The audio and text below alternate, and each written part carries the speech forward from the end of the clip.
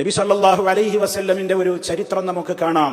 മഹദിയായ ഫാത്തിമ റളിയല്ലാഹു തആല അൻഹയുടെ അടുക്കലേക്ക് കടന്നു ചെന്നുകൊണ്ട് അല്ലാഹുവിന്റെ റസൂൽ ചോദിക്കുകയാണ്, മാ യംനഉകി അൻ തസ്മഈ മാ ഊസീകി ബിഹി. ഫാത്തിമ, ചില കാര്യങ്ങൾ ഞാൻ നിന്നോട് വസിയത്ത് പറയട്ടെ, അത് കേൾക്കുന്നതിന് എന്റെ ഉപ്പാടെ കുട്ടിക്ക് എന്താണ് പ്രശ്നം? ഒന്നുമില്ലല്ലോ. മഹദിയായ ഫാത്തിമ റളിയല്ലാഹു തആല അൻഹ വാശിക്കാരിയല്ല, പാപ്പ പറഞ്ഞത് കേൾക്കാത്തയാളൊന്നുമല്ല. പക്ഷേ ലോകത്തുള്ള എല്ലാ പിതാക്കൾക്കും രക്ഷിതാക്കൾക്കും മുത്ത മുസ്തഫ ഒരു വാചകത്തിലൂടെ മാതൃക കാണിക്കുകയാണ്. ഇങ്ങനെയാ മക്കളോട് പറഞ്ഞു കൊടുക്കേണ്ടത്. എന്താ പറഞ്ഞു കൊടുക്കുന്നത്? മോളെ പാപ്പ നിന്നോട് പറയുന്നത് കേട്ട് അതുപോലെ ജീവിക്കുന്നതിന് മോൾക്ക് യാതൊരു തടസ്സമില്ലല്ലോ. എന്താ തടസ്സമുള്ളത്? ഒന്നുമില്ലല്ലോ എന്ന് വളരെ ഹൃദ്യമായി ഹൃദയത്തിലേക്ക് തറക്കുന്ന വിധത്തിൽ അതിന്റെ ഒരു ആമുഖം പറഞ്ഞുകൊണ്ട് പിന്നീട് പറയാണ്, മോളെ നിനക്കൊരു തടസ്സമില്ലല്ലോ. നീ പ്രഭാതത്തിലും പ്രദോഷത്തിലും ഒക്കെ ആവുമ്പോ ഞാൻ താഴെ പറയുന്ന ദിക്ർ ദുആ നീ എന്നും പതിവാക്കണം.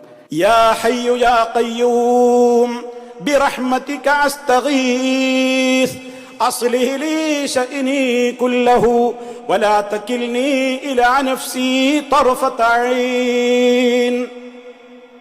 യാ ഹയ്യു യാ ഖയ്യൂം, എന്നെന്നും ജീവിച്ചിരിക്കുന്ന അല്ലാഹുവേ, എല്ലാത്തിനെയും സദാ നിയന്ത്രിച്ചു കൊണ്ടിരിക്കുന്ന നിയന്താവായ അല്ലാഹുവേ, ബിറഹ്മതിക, നിന്റെ കാരുണ്യം മുൻനിർത്തി ഞാൻ നിന്നോട് ചോദിക്കുകയാണ്, ഞാൻ നിന്നോട് സഹായം തേടുകയാണ്. അസ്തഗീസ്, ഞാൻ നിന്നോട് സഹായം തേടുകയാണ്.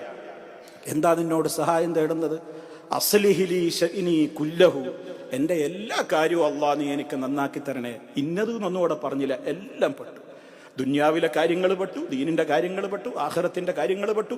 ഇതൊക്കെ വിശാലമായി വിശദീകരിക്കേണ്ടതാണ്. ഒരൊറ്റ പ്രാർത്ഥന, എന്റെ എല്ലാ കാര്യവും എന്ന് പറഞ്ഞാൽ അവിടെ എല്ലാം പെട്ടു.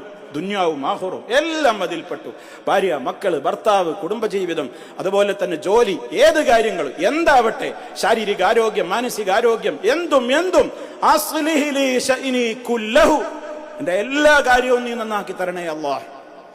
വലാ തകിൽനി, നീ എന്നെ ഏൽപ്പിക്കരുതേ, ഇലാ നഫ്സി, എന്നെ കൊള്ള തന്നെ, എന്നിലേക്ക് തന്നെ, തർഫത ഐൻ, ഒരു കണ്ണിമ വട്ടുന്ന നേരത്തേക്ക് പോലും എന്റെ കാര്യം നീ ശ്രദ്ധിക്കാതെ നീ ഉദ്ദേശിക്കുന്ന പോലെ ജീവിച്ചോ എന്ന പോലെ നീ എന്നെ വിടരുതേ. സദാ നിന്റെ കാവൽ എന്നിലുണ്ടാവണം, സദാ നിന്റെ നോട്ടം എന്നിലുണ്ടാവണം, സദാ നിന്റെ നിരീക്ഷണവും നിന്റെ റഹ്മത്തും നീ എന്നിൽ ചൊരിഞ്ഞുകൊണ്ടിരിക്കണം.